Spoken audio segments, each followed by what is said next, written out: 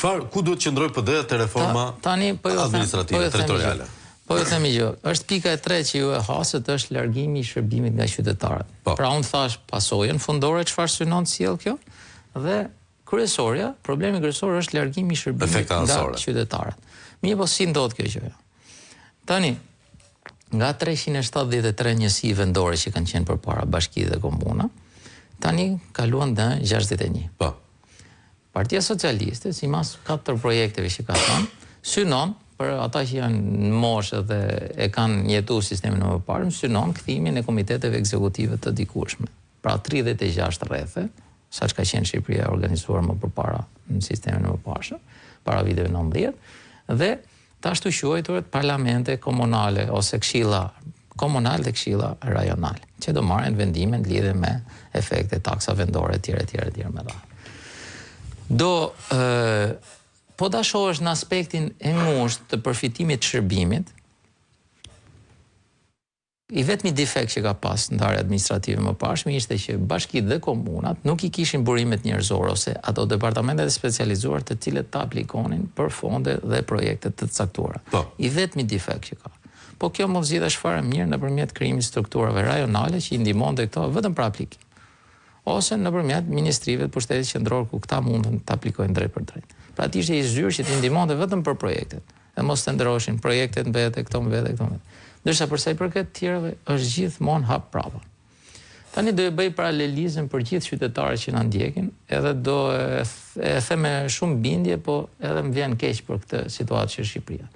Fillimisht kur ndërtohet, po bëj paralelizëm, kur ndërtohet një pallat në Shqipëri, fillimisht bëhet pallati. Pastaj bëhet sistemi i kanalizimit etj me radhë dhe sistemi milulishtes i trotuarit e në gjithë botën, pas shkuan përpara shërbimit, nuk fillon ndërtimi i pallatit. Që do thotë rruga Korendi.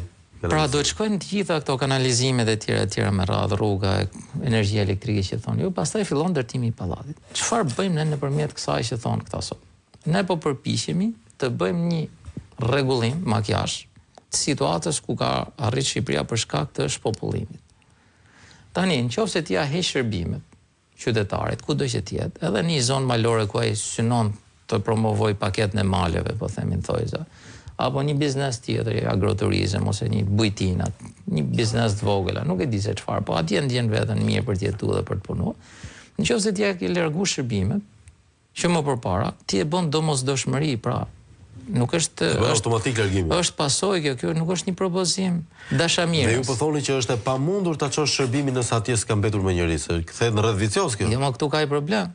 Njerëzit kanë ikë se ky ja largoi, shërbimi ja bëni jetën të pabanueshme. Dhe tani të vë para faktit thotë nuk çojmë dot shërbim atje se s'ka njerëz. Ta bëjmë dhe me ligj thotë se s'ka njerëz atje, ndërkohë që janë studiu hartat edhe nuk janë pa as tiparet social, kulturore, etnografike, të zonave, trevave të ndryshme, zakonet e vendit etj me radhë.